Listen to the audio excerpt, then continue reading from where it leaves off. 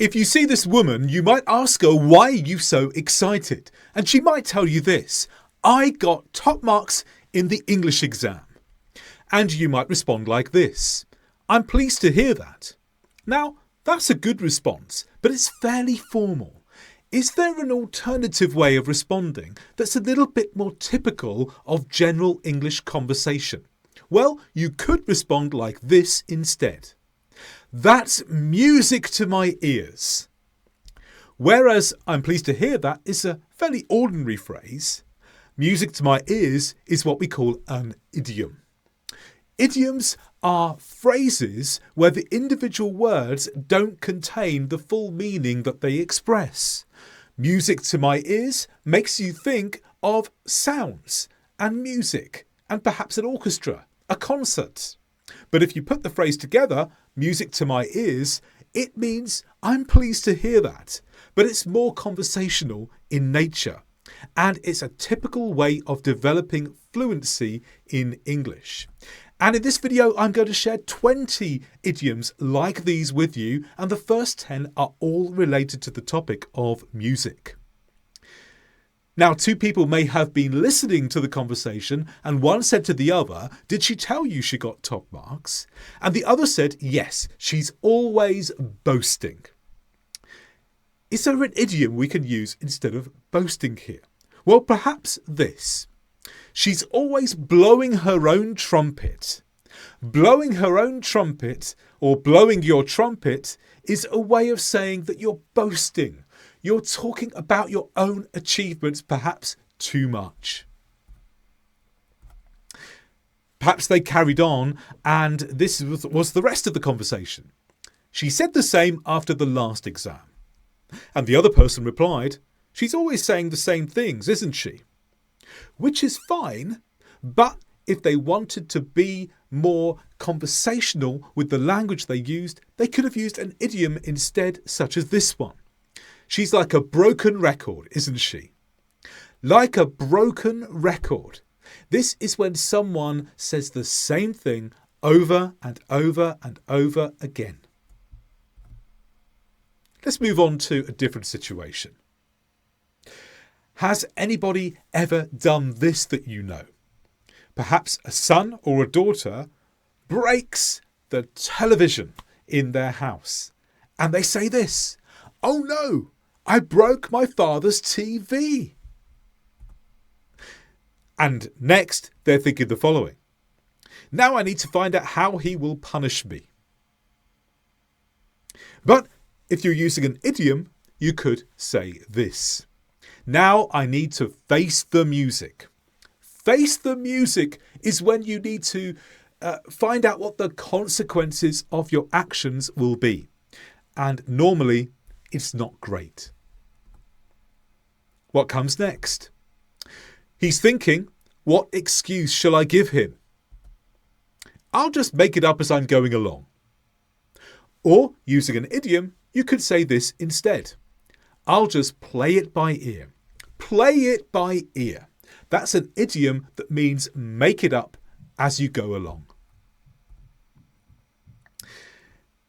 Here's a man, but he's in the background to this woman.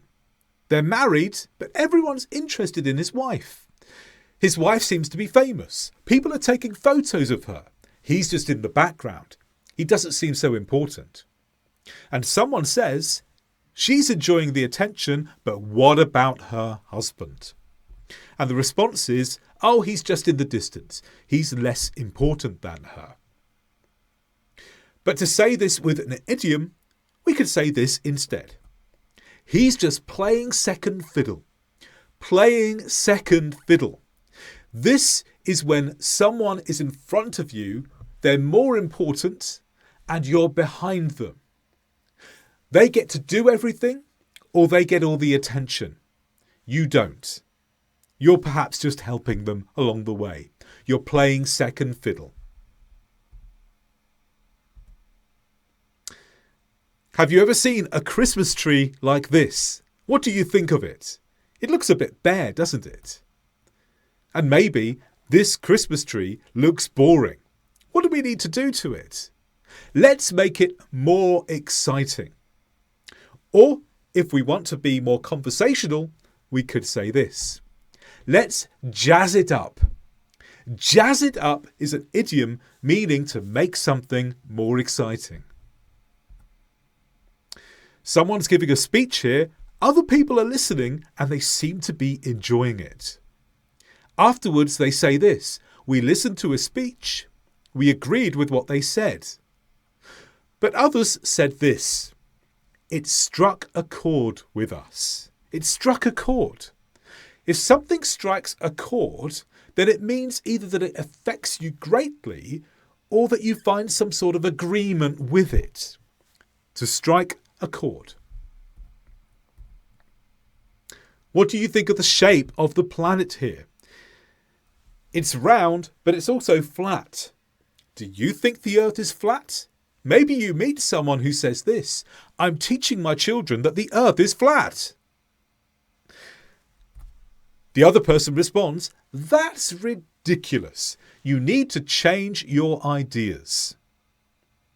Now, instead of saying change your ideas, this person could have used this idiom.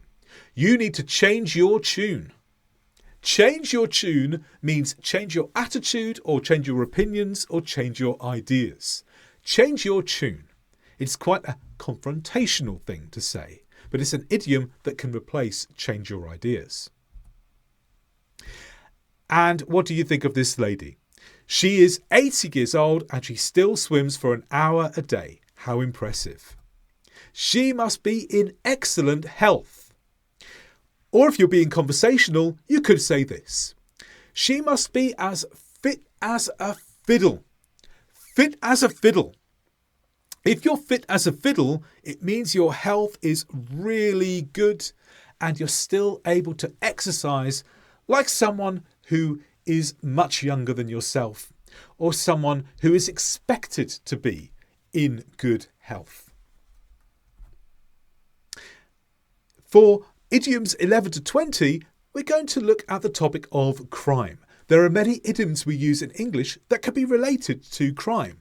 Before we go on to them, let me tell you about a course that you can take to improve your English speaking and pronunciation skills more that I have written for you. Click the link in the description below this video to find out more. The first idiom of crime is this. Let's start with this scenario. Here, the police arrested the robber as he left the bank. Now, what was special about this was that he was caught with all of the money. Now, if you catch the criminal with the things that they stole so that the evidence is there, then you can say this, he was caught red-handed. Caught red-handed. If someone catches you with the thing they didn't want you to catch, then you're caught red-handed. This could be a criminal, but it can be something simple. If you steal chocolate from the cupboard and you weren't supposed to, and someone sees you taking the chocolate, you've been caught red-handed. Here's the next one. Things such as balance sheets with debits and credits are quite complicated. They're to do with money, they're to do with accounts. Making sure that you tell the government that the amount of money you got in a year was correct. But what about if this happens? The amount of tax they paid didn't match their earnings. What was the problem here? They deliberately got their accounts wrong so that they would pay less. They were trying to cheat. What did they do? They cooked the books. If you cook the books, you deliberately make the accounts wrong so that the amount of money either that you spend or receive appears different to what it really was. Here's two people who were having an argument, but now the argument turned into a fight. They lost control of their behaviour. Or if you want to use an idiom, you could say it got out of hand. Got out of hand. When something gets out of hand, then it means there's a loss of control of a situation. Here's a nice watch, but someone stole it. Except everyone knows you stole the watch. Someone says to someone else, not you. Someone says this to someone else. Everyone knows you stole the watch. You'd better admit it, they say to the person. Or using an idiom, you'd better come clean. If you come clean, you admit something that you had been hiding. Normally, something you've done wrong. Has this ever happened to someone that you know? You know a friend who owns a car and they let their son drive the car. Next, the son crashes the car. And yet, because the parents love their son so much, this is the result. The son crashed the car, but his parents didn't punish him. What do you think of that? Would you be surprised? You might think this. He was lucky to escape without a punishment for such a big mistake. But using an idiom, you could summarize all of that like this. He got away with murder. If you get away with murder, you've done something big that deserves a consequence, but you don't get the consequence. He got away with murder. Let's go back to the crash. Let's imagine this. The boy was scared, so he left quickly, and now no one knows where he is. This is what happened. He ran away. He got out of the car and he ran so no one could catch him and he wouldn't get the consequence. But instead of saying he ran away, we could have said he's done a runner. If you do a runner, it means you leave the scene where you're supposed to be so that someone can't catch you or punish you. Eventually, perhaps the boy was caught and the police did this. They caught him, they arrested him, and they sent him to prison. He is in prison for a while now. He's gone to prison, and now some time will pass before he gets out. We could also say this, though. He's doing time. If you're doing time, it means you're in prison for a certain amount of time. It doesn't actually matter how long. It could be 1 week, it could be 10 years.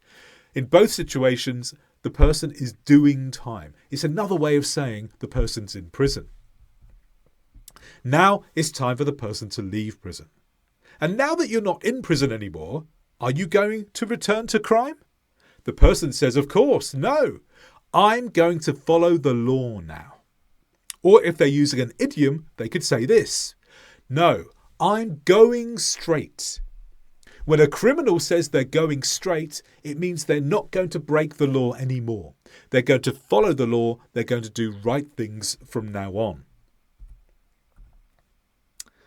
Sometimes police try to get fingerprints so that they can help identify the criminal.